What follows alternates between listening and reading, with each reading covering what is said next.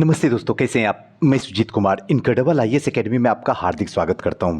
दोस्तों, आज का जो ये वीडियो है ये एनसीईआरटी के सीरीज चल रहा है और इस सीरीज में हम लोग जो पढ़ रहे हैं कक्षा 6 की चैप्टर नंबर 7, अशोक एक अनोखा सम्राट जिसने युद्ध का त्याग किया।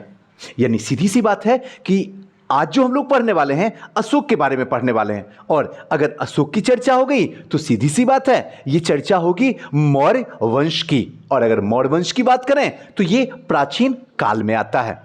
तो सीधी सी बात है कि आज जो है प्राचीन काल के मौर्य वंश के अशोक यानी सम्राट अशोक के बारे में पढ़ना है। ये तो क्लियर हो गया। आइए इसको बेहतरीन तरीके से पढ़ते हैं, सीखते हैं, समझते हैं और अपने दिमाग में तब तक रखेंगे जब तक कि एक गवर्नमेंट जॉब ना हो जाए। आइए सबसे पहले प्रश्न को देख लेते हैं, कैसे प्रश्न यहां से पूछे गए हैं, क्योंकि वो अगर देख लीजिएगा तो फिर आपको समझने में बड़ा आसान होगा। मौर्य साम्राज्य के मौर्य साम्राज्य के विभिन्न काम धंधों में लगे हुए लोगों की सूची बनाइए, बना के दिखाइए सूची। रिक्त स्थानों को भरो। जहां पर सम्राट का सीधा शासन था वहां अधिकारी वसूलते थे, फिल इन द ब्लैंक्स, क्या वसूलते थे। नेक्स्ट है, राजकुमारों को अक्सर प्रांतों में फिल इन द ब्लैंक्स के रूप में भेजा जाता था। मौर्य शासक आवागमन के लिए महत्वपूर्ण फिल इन द ब्लैंक्स और फिर फिल इन द ब्लैंक्स पर नियंत्रण रखने का प्रयास करते थे। प्रदेश में रहने वाले लोग मौर्य अधिकारियों को फिल इन द ब्लैंक्स दिया करते थे। नेक्स्ट है, आओ बताएं कि निम्नलिखित वाक्य में क्या सही है क्या गलत है। अब ये आप खुद ही पढ़ लीजिए और मुझे आंसर देके बताइएगा क्या सही है और क्या गलत है, और यहां से क्वेश्चन आपको लिखना है, ध्यान रखिएगा। उन समस्याओं की सूची बनाओ जिनका समाधान अशोक धम्म द्वारा करना चाहता था। सूची बना के बताइए। धम्म के प्रचार के लिए अशोक ने किन साधनों का प्रयोग किया है, इसको आप 50 शब्दों में लिख के मुझे दिखाइए। नेक्स्ट है, तुम्हारे अनुसार दासों और नौकरों के साथ बुरा व्यवहार क्यों किया जाता होगा। क्या तुम्हें ऐसा लगता है कि सम्राट के आदेशों से उनकी स्थिति में सुधार हुआ होगा। अपने जवाब के लिए कारण बताइए, इसको थोड़ा सा समझाइए। चलिए आज के सेशन पे चलते हैं और समझते हैं। चलिए हो जाइए शुरू और पूरी तरीके से रेडी हो जाइए। पेन, पेपर और मैप ये तीनों का जरूर पास में रखिए। जो जो बताते जाएंगे अंडरलाइन करते जाएंगे, आप उसको पॉइंट में लिखते चले जाएंगे। यकीन मानिए एक बेस्ट नोट बन जाएगा, और इसी नोट्स को जब कोई देखेगा तो कहेगा इतना अच्छा नोट्स बनाने आया कैसे तुमको। इसके साथ साथ में वो सारे लोग जो किसी संस्था में जुड़ के चाहे प्रीलिम्स की तैयारी, मेंस की तैयारी, फाउंडेशन की तैयारी या फिर ऑप्शनल की तैयारी कर रहे हैं हिस्ट्री की, तो ये सीरीज उनके लिए रामबाण है। इसके बिना आपको मजा आएगा ही नहीं पढ़ने में, टीचर की बात समझ में भी नहीं आएगी, और इसके लिए लोग लाखों रुपया बहाते हैं, लाखों, सिर्फ एनसीईआरटी के लिए, बाकी सोचना आपको है। चलिए, रोशन के रूप पे जन्मदिन पर रोशन के दादाजी ने कड़क नोट मिले। दादाजी से एक एकदम नई वाली नोट मिलती है। उसने उन्हें अपने हाथ में दबा रखा था। उसे एक नई सीडी खरीदने के लिए का बहुत मन था, लेकिन साथ ही वह बिल्कुल नए कड़क नोट को देखना और छूकर महसूस करना चाहती थी। तभी उसने पाया कि सभी नोट में दाहिनी तरफ गांधी जी का मुस्कुराता हुआ चेहरा बना हुआ है और बाईं तरफ छोटे छोटे शेर के चित्र बने हुए हैं। उसने सोचा आखिर यहां शेर क्यों बना हुआ। सोचिए, थोड़ा सा बचपना में लौटते हैं, छठे क्लास में, तो आपको लगेगा छठा क्लास छोटा सा नहीं है, बहुत कुछ है जो आप नहीं जानते अभी तक। वो चीज जानने के लिए इस सेशन में आपको मिलने वाला। आइए, एक बहुत बड़ा राज्य, एक साम्राज्य, एकदम ध्यान से अब शुरू हो रहे हैं, एकदम तैयार रहिएगा। हम जिन शेरों के चित्र रुपए पैसों पे देखते हैं उनका एक लंबा सा इतिहास है। उन्हें पत्थरों को काटकर बनाया गया है और फिर उन्हें सारनाथ में विशाल स्तंभ के रूप में स्थापित किया गया है, और इस विषय के बारे में अध्याय 6 में हमने आपको बता दिया था। सारनाथ ये वही है जहां पे भगवान बुद्ध ने, जब इनको ज्ञान की प्राप्ति हो गई थी तो पहला उपदेश सारनाथ में ही दिए थे, और सबसे ज्यादा उपदेश श्रावस्ती में दिए थे, और अंतिम समय इनका जो है वो भी कहां पे होता, कुशीनारा में, और वो भी यूपी में ही है। और यहां सारनाथ जो है, ये चीज ध्यान रखिएगा, सारनाथ में ये विशाल जो स्तंभ आप देख रहे हैं, इसको काट काट के ऐसा बनाया गया है। इतिहास के महानतम राजाओं में से एक अशोक के निर्देश पे इसके जैसे कई स्तंभ और पत्थरों के अभिलेख उत्कीर्ण करवाए गए। इसके पहले हम यह जान लें कि इन अभिलेखों में क्या लिखा है, यह समझने की कोशिश करें कि उनके राज्य का साम्राज्य क्यों कहा जाता है। ध्यान रखिएगा, ये जो है सारा का सारा अभिलेख हो रहा है। अब अशोक जिस साम्राज्य पर शासन करते थे, उसकी स्थापना उनके दादा यानी कि चंद्रगुप्त मौर्य के लगभग 2300 साल पहले की थी। चाणक्य या कौटिल्य नाम से एक बुद्धिमान व्यक्ति ने चंद्रगुप्त की सहायता की थी। अभी चाणक्य और कौटिल्य नहीं, बल्कि विष्णुगुप्त भी जोड़ लीजिएगा, तीनों एक ही नाम है, जो चंद्रगुप्त मौर्य का गुरु है। ध्यान रखिएगा इस बात को। बुद्धिमान व्यक्ति चंद्रगुप्त की सहायता किया था। चाणक्य के कई विचार हम अर्थशास्त्र के नाम से किताबों में मिलता है। ध्यान रखिएगा, अर्थशास्त्र जो है वो चाणक्य का ही है।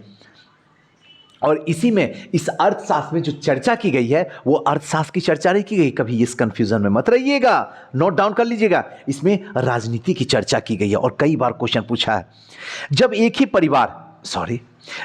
ही परिवार कई सदस्य एक के बाद एक राजा बनते हैं, तो उन्हें एक वंश कहा जाता है। जैसे मैं राजा बना, मेरे बाद मेरे बच्चे बने, उसके बाद उसके बच्चे बने, उसके बाद उसके बच्चे बने, तो इसको वंश कहा जाता है। इसीलिए मौर्य वंश, गुप्त वंश, शुंग वंश इसीलिए आया है। मौर्य वंश 3 प्रमुख राजा हुए, एक चंद्रगुप्त, दूसरा उसका बेटा बिंदुसार और बिंदुसार का बेटा अशोक। ये तीनों के टाइम में मौर्य वंश जो है वो अपनी चरम सीमा पे थी। उसके बाद धीरे धीरे पतन की ओर अग्रसर हो गया था। साम्राज्य में बहुत से नगर थे। ये मानचित्र अगर देखिएगा, अभी मानचित्र आपको दिखाता हूं, बस एक बार समझा देता हूं। तो बहुत सारे नगर थे। इनमें साम्राज्य की राजधानी जो थी वो पाटलिपुत्र, उज्जैन, तक्षशिला जैसे नगर जो थे वो प्रमुख थे। तक्षशिला उत्तर पश्चिम के मध्य एशिया के लिए आने जाने का ये मार्ग था। तक्षशिला जो कि अब कहाँ पे है, तो पाकिस्तान में। इस वक्त पाकिस्तान में मैप खोलिए और देखिए। दूसरी तरफ उज्जैन जो है उत्तर भारत से दक्षिण भारत जाने वाले रास्ते में उज्जैन पड़ता था। अगर मैं आपसे पूछूं कि इस वक्त उज्जैन जो है भारत के किस राज्य में है, तो मुझे कमेंट करके जरा बताइए। शायद नगरों से व्यापार, सरकारी अधिकार, शिल्पकार यहीं पे रहा करते थे।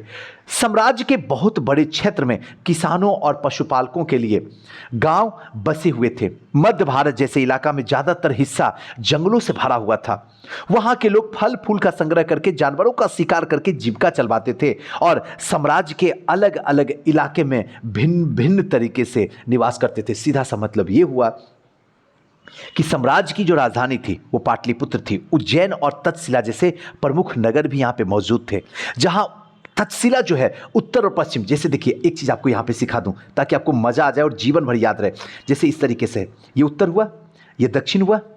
अब देखिए ये पूरब हुआ और ये पश्चिम हुआ। अब हमसे पूछ क्या रहा, ध्यान से समझिएगा, उत्तर पश्चिम। तो उत्तर तो ये हुआ, एक सेकंड, सॉरी, उत्तर तो ये हुआ और पश्चिम ये हुआ, यानी ये वाला भाग जो होगा वो उत्तर पश्चिम होगा। क्लियर हो गया कॉन्सेप्ट?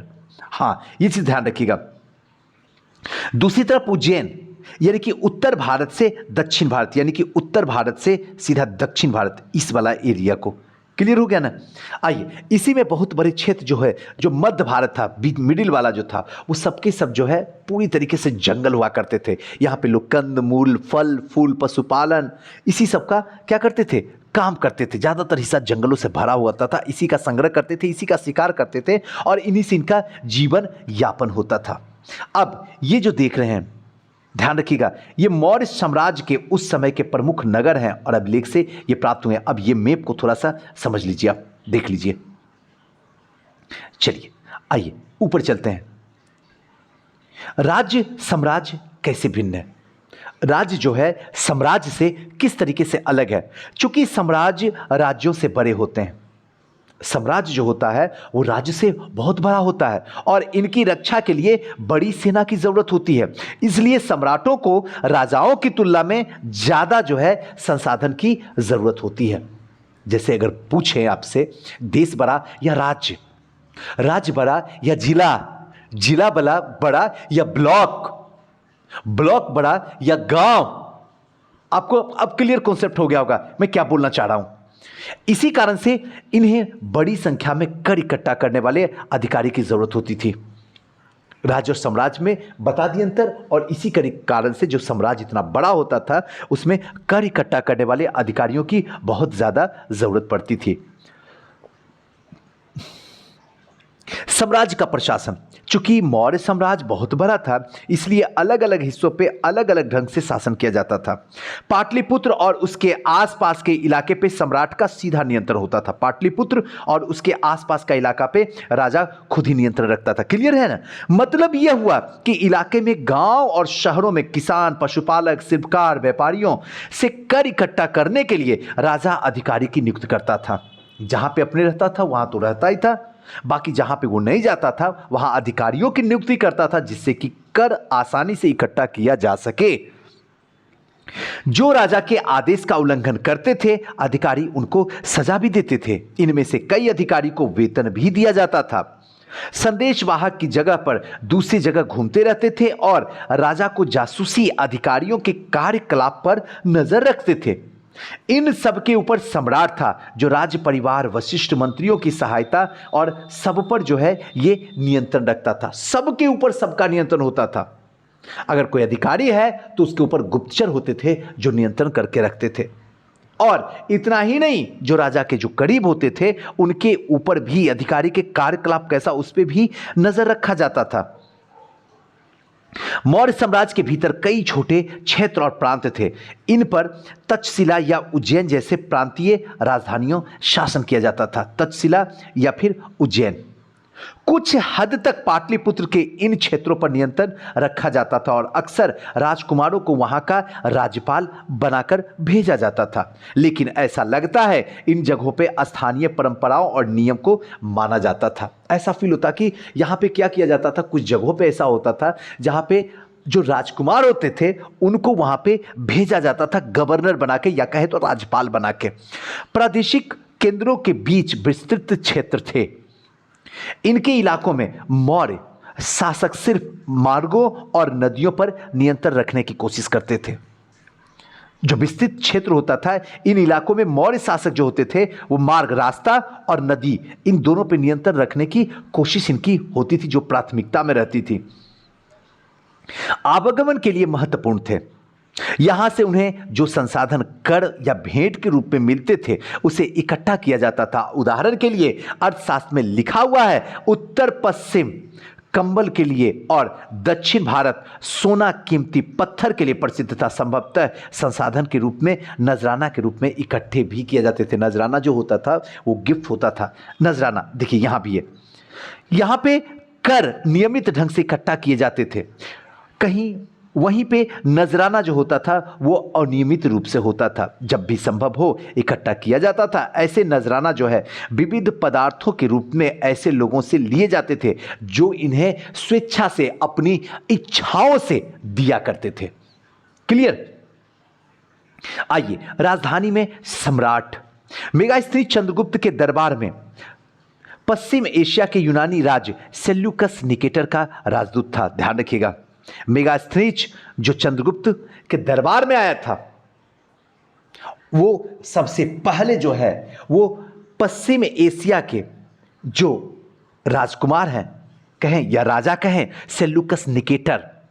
और सेल्यूकस निकेटर जो था वो किसका सेनापति था? तो सिकंदर का था। ये भी ध्यान रख लीजिएगा, कहीं पे पॉइंट आउट करके लिख लीजिएगा। यहां हम उसका विवरण का थोड़ा संशोधित हैं। सम्राट का जनता के सामने आने का अवसर पर शोभा यात्रा के रूप में जश्न मनाया जाता था। उन्हें एक सोने के पालकी में ले जाया जाता था। अनेक अंगरक्षक सोने चांदी को अलंकृत हाथियों पर सवार होके यहां पे जाते थे। आइए थोड़ा सा इसको समझाते। चलिए, सम्राट का जनता के सामने अवसर शोभा यात्रा पर जश्न मनाया जाता था। उन्हें एक सोने के पालकी पे ले जाया जाता था। अंगरक्षक सोने चांदी से अलंकृत हाथियों पर सवार रहते थे। कुछ अंगरक्षक पेड़ों को लेकर चलते थे। इन पेड़ों पर प्रशिक्षित तोतों का एक झुंड रहता था जो प्रशिक्षित किया जाता था। तोता उस पर बैठा हुआ रहता था, जो सम्राट के सिर के चारों ओर जो है वो क्या करता था, चक्कर लगाता था। सोचिए, दृश्य बनाइए अपने दिमाग में। राजा सामान्यतः हथियारबंद महिलाओं से घिरे होता था। ध्यान रखिएगा, महिला है, पुरुष नहीं है। वे हमेशा इस बात से डरे रहते थे कहीं कोई उनकी हत्या करने की कोशिश ना कर दी जाए। जैसे आज मंत्री हमेशा अंगरक्षक से घिरे होते हैं, क्योंकि उनको पता होता है जहां अंगरक्षक नहीं हुआ तो गए काम से। उनके खाना खाने से पहले खास करके नौकर उसके खाना को चखते थे। आज भी पीएम का खाना देने से पहले एक नौकर होता जो उसको चखता है, उसके बाद पीएम या सीएम या जो भी बड़े बड़े लोग हैं उनको दिया जाता है। वे लगातार 2 रात तक कमरे में नहीं सोते थे। लगातार एक कमरे में अगर आज सोए हैं तो कल उस कमरे में नहीं सोएंगे, क्योंकि जान का खतरा होता था, तो बदलते रहते थे। आज भी आप सीएम पीएम ये सब जो है ये क्या है, हमेशा बदलते रहते हैं, अपने कमरे को एक जगह नहीं बैठते हैं। और पाटलिपुत्र जो कि आधुनिक पटना के बारे में अभी में है, एक विशाल खूबसूरत सा नगर था।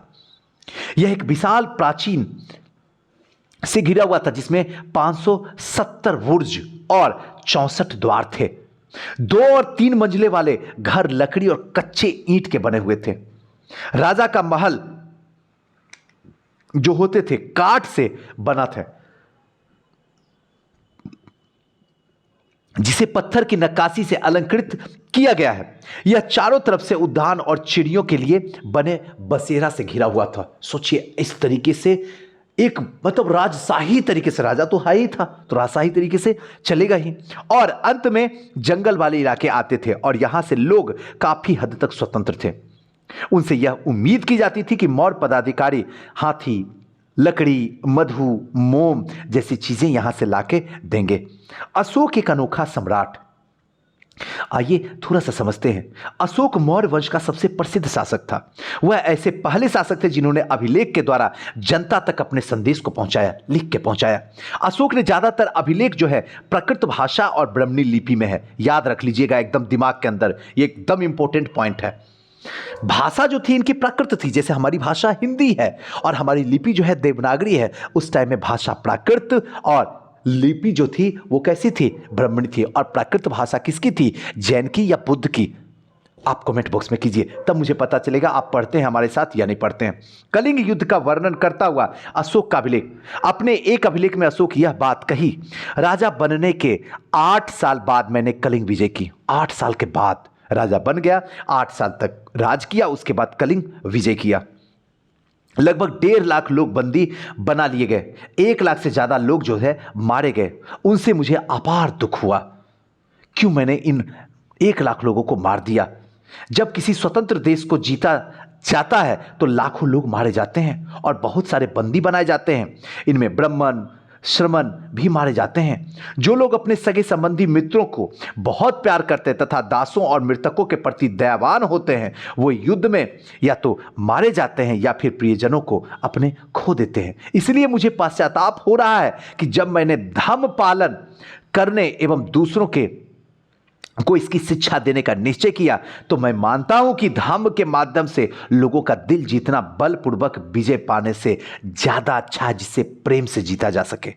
मैं यह अभिलेख भविष्य के लिए एक संदेश के रूप में इसलिए उत्कीर्ण करा रहा हूं कि मेरे बाद मेरे बेटे, मेरे पोते युद्ध ना करें, इसके लिए मैं ये काम करवा रहा हूं। इसके बदले में उन्हें यह सोचना चाहिए कि धर्म कैसे बढ़ाया जाए।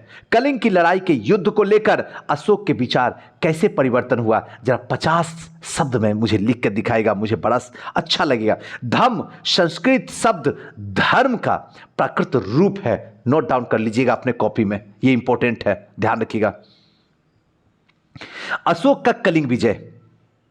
कलिंग तटवर्तीय उड़ीसा का प्राचीन नाम है। कई बार पूछते हैं बच्चे से कलिंग कहां है, बच्चा शकल देखता है, हद है। अगर यह चीज तुम एनसीईआरटी देख लो तो मेरा शकल देखने की जरूरत ना पड़े। कलिंग जो है वो कहां पे है, उड़ीसा का प्राचीन नाम है। अशोक ने कलिंग को जीतने के लिए एक युद्ध लड़ा, लेकिन युद्ध जनित हिंसा, खून खराबा देखकर उसने युद्ध से वितृष्णा हो गई और उन्होंने निर्णय लिया वे भविष्य में कभी युद्ध नहीं करेगा, अशोक जीवन पर्यंत। अशोक का धर्म क्या था, यह चीज तो क्लियर हो रहा है। आइए समझते हैं। अशोक के धर्म में किसी देवता की पूजा अथवा किसी कर्मकांड की आवश्यकता नहीं थी। अशोक का जो धर्म नीति थी, ना तो भगवान की पूजा की जाती थी, ना तो किसी कर्म कांड की बात था, ना तो अंधविश्वास था, पूजा था, पाठ है। उन्हें लगता था जैसे पिता ने अपने बच्चों को अच्छे व्यवहार की शिक्षा देते हैं, वैसे ही उनके कर्तव्य था उनकी प्रजा को निर्देश दे। वे बुद्ध के उपदेश से भी प्रेरित हुए थे। बहुत हद तक बुद्ध का उपदेश जो है अशोक के अंदर था। ऐसी कई समस्याएं थी जिनके लिए उन्हें संवेदना थी। उनके साम्राज्य में अलग अलग धर्मों के मानने वाले लोग थे और इनसे कई बार उनका टकराव पैदा हो जाता था। अपने अपने धर्म के लोग अपनी अपनी। चलिए, अब यहां पे थे क्या थी कि यहां पे कई तरीके के लोग होते थे। हिंदू होते थे, हिंदू में ही ब्राह्मण होते थे, जैनिस्ट होते थे, बुद्धिस्ट होते थे। और अगर आप एक का सपोर्ट करेंगे तो और लोग क्या करेंगे? आपसे प्यार करेंगे। तनिक सोच के देखिए, आप राजा है ना, आप हैं राजा ना, आपको ऐसा करना शोभा नहीं देता है। लेकिन कहीं न कहीं अशोक के ऊपर बुद्ध का जो है पूरा प्रकोप था। वो बुद्ध को एकदम मान बैठा था सब कुछ। धर्म को मानने वाले लोग थे, इनसे टकराव हमेशा पैदा होता था। जानवरों को बलि चढ़ाई जाती थी, दासों और नौकरों के साथ क्रूर व्यवहार किया जाता था। इनके अलावा परिवार में और पड़ोसियों के बीच वे झगड़े होते रहते थे। अशोक ने यह महसूस किया कि इन समस्याओं का निदान उनका कर्तव्य है और इन समस्याओं का निदान तो हम करके ही रहेंगे। इसलिए उन्होंने धम्म महत्ता का नाम अधिकारियों को नियुक्त किया और जगह जगह जाकर धम्म का शिक्षा देने लगे। इसके अतिरिक्त अशोक ने संदेश कई स्थानों पर शिलाओं में, स्तंभों में खुदवाए और अधिकारियों को यह निर्देश दिया कि वे राजा के संदेश उन लोगों तक पढ़कर सुनाएं जो खुद पढ़ नहीं सकते हैं। सारे अधिकारियों को संदेश दिया कि कई लोग जो हैं हमारे समाज में अनपढ़ हैं, नहीं पढ़ सकते हैं, तुम जाओ और हमारी हर एक बात को प्रजा को सुनाओ। अशोक ने धर्म के विचार को प्रसारित करने के लिए सीरिया, मिस्र, ग्रीस, श्रीलंका तक दूत भेजे। याद रख लीजिएगा, एकदम इंपॉर्टेंट बात है। विदेशों तक इसका प्रचार प्रसार किया। अपनी प्रजा के लिए अशोक का संदेश लोग विभिन्न अवसरों पर अनुष्ठान करते हैं। उदाहरण के लिए जब वे बीमार होते हैं तब उनके बच्चों का विवाह होता है, बच्चों के जन्म पर, और जब यात्रा शुरू करते हैं तब वो तरह तरह के अनुष्ठान करते हैं। ये कर्मकांड किसी काम के नहीं है। इसके बदले यदि लोग दूसरी रीतियों को माने तो वो ज्यादा जो है फलदायी होंगे। ये अन्य प्रकार की रीतियां क्या है? ये हैं अपने दासों और नौकर के साथ अच्छा व्यवहार करना, बड़ों का आदर करना, सभी जीवों पर दया करना, ब्राह्मणों तथा श्रमणों को दान देना, अपने धर्म की प्रशंसा या दूसरे के धर्म की निंदा करना।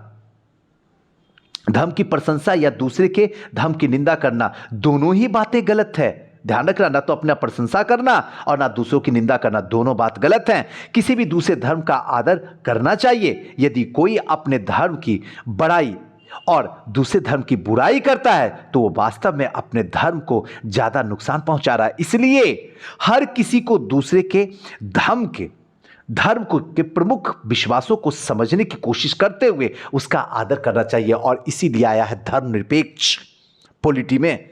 धर्मनिरपेक्ष का मतलब होता है कि आप अपने धर्म का जितना बखान करना, जितनी बड़ाई करना, जितनी अच्छाई बताना बताइए, लेकिन याद रहे आप दूसरे के धर्म के बारे में बुराई कभी मत बताइएगा। इसका भी जरूर ख्याल रखिएगा। अब थोड़ा सा इस पार्ट को देख लेते हैं, मजा आ जाएगा। ब्राह्मणी लिपि। आधुनिक भारत में ज्यादातर लिपियां जो है पिछले सैकड़ों वर्षों तक ब्राह्मणी लिपि में उत्पन्न हुई। यहां पे आप अक्षर को अलग अलग भाषाओं में लिपि में देख सकते हैं। देखिए, आरंभिक ब्राह्मणी लिपि, देवनागरी, हिंदी ऐसे अब हुआ है, बंगला में ऐसे है, मेघालय में ऐसे है, तमिल में ऐसे है, मलयालम में ऐसे, तमिल में ऐसे है।